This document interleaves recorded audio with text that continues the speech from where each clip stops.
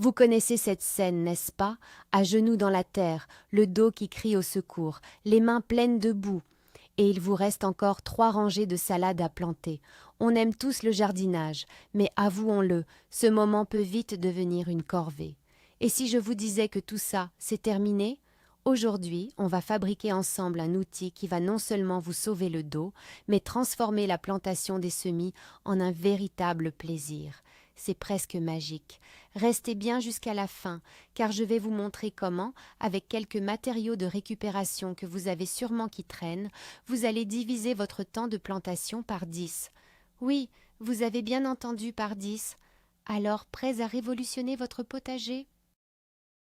Depuis des générations, la plantation des jeunes pousses se fait de la même manière. On prend un petit plantoir, une sorte de piquet en bois ou en métal, on fait un trou, on dépose délicatement le semis et on rebouche. Répétez l'opération 50 fois, 100 fois. Le résultat est là, mais le corps, lui, s'en souvient pendant des jours. Les douleurs aux genoux, les lombaires qui tirent, c'est le prix à payer pour avoir de beaux légumes. Certains outils ont bien essayé de nous aider, mais ils sont souvent chers, complexes ou peu efficaces. La véritable frustration vient du fait que la joie de créer son propre potager est souvent gâchée par cette douleur physique. C'est de ce constat simple qu'est née l'idée de notre outil du jour, un plantoir longue portée, un plantoir qui nous permet de rester debout. Le principe est simple. Utiliser la gravité et un mécanisme ingénieux pour faire tout le travail à notre place, sans jamais avoir à se pencher. Commençons par la philosophie derrière cet outil. L'objectif n'est pas de créer une machine compliquée qui nécessite un diplôme d'ingénieur. Au contraire, l'idée est de faire simple, efficace et surtout accessible à tous. On va utiliser le principe du bricolage de récupération, ou upcycling. Pourquoi acheter des matériaux neufs quand notre garage ou notre grenier regorge de trésors cachés? Un vieux tuyau en PVC, un manche à balai cassé, une boîte de conserve. Ces objets, destinés à la poubelle, vont devenir les composants de notre plantoir révolutionnaire. Cette approche a un double avantage. D'abord, c'est incroyablement économique. L'outil ne vous coûtera pratiquement rien. Ensuite, c'est un geste pour la planète. En donnant une seconde vie à ces objets, on réduit nos déchets. Le jardinage, c'est être proche de la nature, alors autant que nos outils le soient aussi.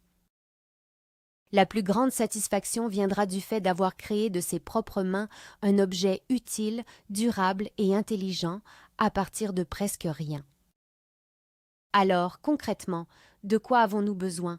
Faisons l'inventaire de notre trésor. La pièce maîtresse sera un tube de PVC d'un diamètre d'environ 50 à 70 mm. C'est l'idéal pour laisser passer la plupart des mottes de semis. Cherchez dans vos chutes de plomberie. Ensuite, il nous faut un manche. Un vieux manche à balai, un râteau ou une pioche fera parfaitement l'affaire. Il doit être assez long pour que vous puissiez l'utiliser confortablement en restant droit. Pour le mécanisme d'ouverture, le cœur du système, nous aurons besoin d'une petite charnière, de quelques vis et d'un ressort de rappel. Un simple ressort de traction que l'on trouve dans n'importe quel magasin de bricolage.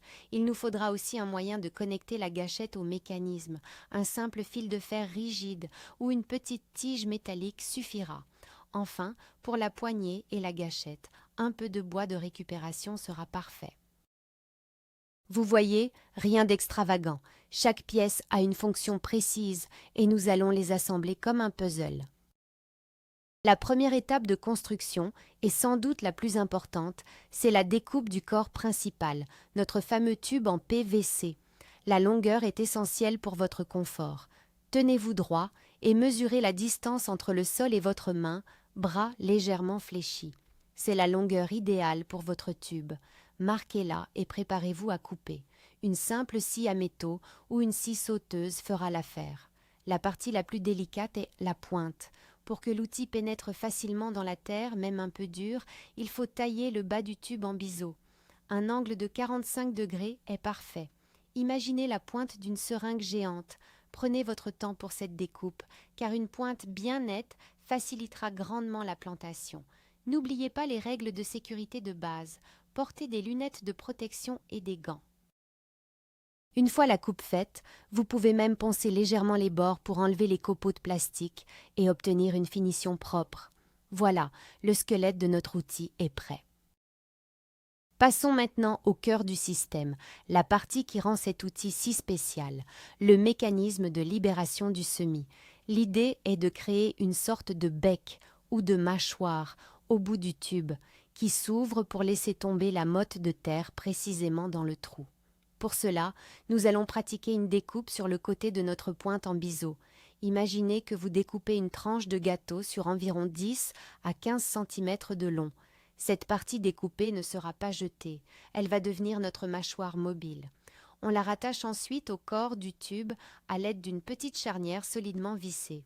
Ainsi, cette partie peut pivoter, s'ouvrir et se fermer. C'est ce mouvement qui libérera la plante. C'est l'étape qui demande le plus de précision.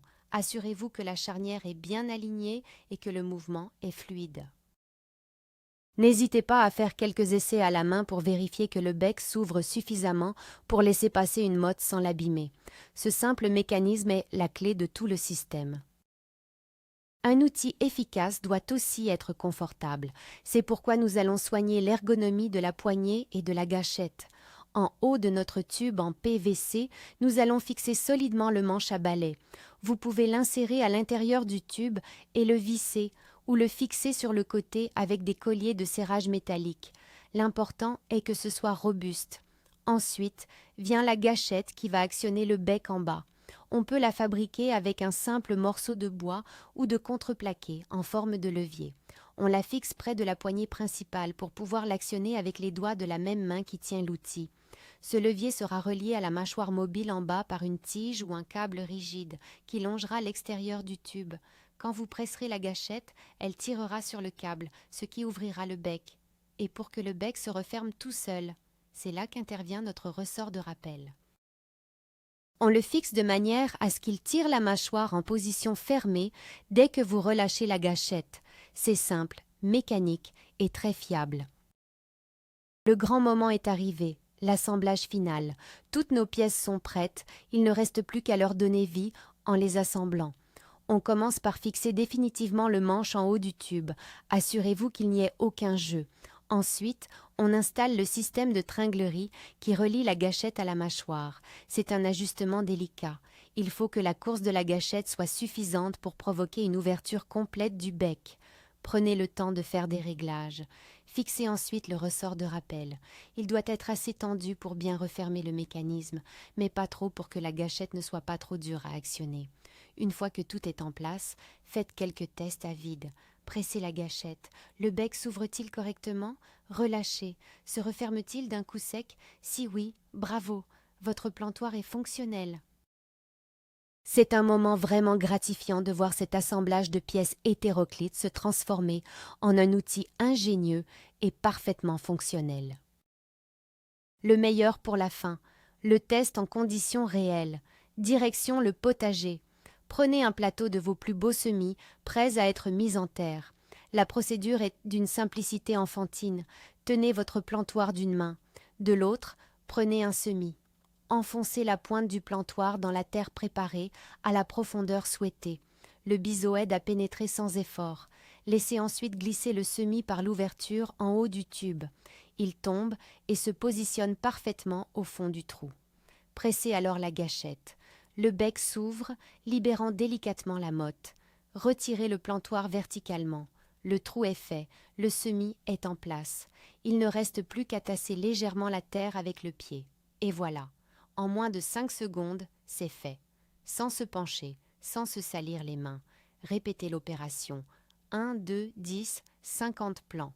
C'est rapide, régulier et presque amusant. Vous verrez, le sentiment est incroyable. C'est la fin de la corvée, c'est le début du jardinage plaisir. Maintenant que votre outil de base est fonctionnel, pourquoi ne pas l'améliorer? Les possibilités de personnalisation sont infinies. Par exemple, vous pouvez ajouter un petit entonnoir en haut du tube, fabriqué avec le haut d'une bouteille en plastique. Cela facilitera encore plus l'insertion des semis. Pour le côté esthétique et pour protéger le bois, un petit coup de peinture ou de lasure sur le manche et la gâchette peut faire des merveilles. Vous pourriez aussi penser à un système de réglage de la profondeur en ajoutant une butée sur le tube pour que tous vos trous soient identiques. Si vous travaillez avec des mottes de différentes tailles, vous pourriez même imaginer des têtes interchangeables avec des tubes de diamètre variés. L'important est de s'approprier l'outil, de l'adapter à vos besoins spécifiques, et c'est là toute la beauté du bricolage. Il n'y a pas de limite à l'imagination. N'hésitez surtout pas à être créatif et à partager vos propres idées d'amélioration. Et voilà, en quelques étapes simples, avec des matériaux que vous aviez probablement déjà, nous avons créé un outil qui révolutionne la plantation. Plus de mal de dos, plus de genoux dans la terre, juste la satisfaction de voir vos rangées se remplir à une vitesse incroyable. Le véritable tour de force, c'est de réaliser qu'avec un peu d'ingéniosité, on peut résoudre des problèmes qui nous pèsent au quotidien. L'idée la plus importante à retenir, c'est que le jardinage ne devrait jamais être une punition ou une source de douleur. C'est un loisir, une passion. Cet outil est la preuve qu'on peut allier l'utile, l'agréable, l'économique et l'écologique. Merci beaucoup d'avoir regardé cette vidéo jusqu'au bout. Si elle vous a été utile et vous a donné envie de bricoler, n'oubliez pas de laisser un pouce bleu, ça aide énormément la chaîne. Et bien sûr, abonnez-vous pour ne pas manquer les prochaines astuces pour le jardin. Et maintenant, c'est à vous. Quelle est votre meilleure astuce de jardinier pour vous faciliter la vie? Racontez-moi tout dans les commentaires. J'ai vraiment hâte de vous lire.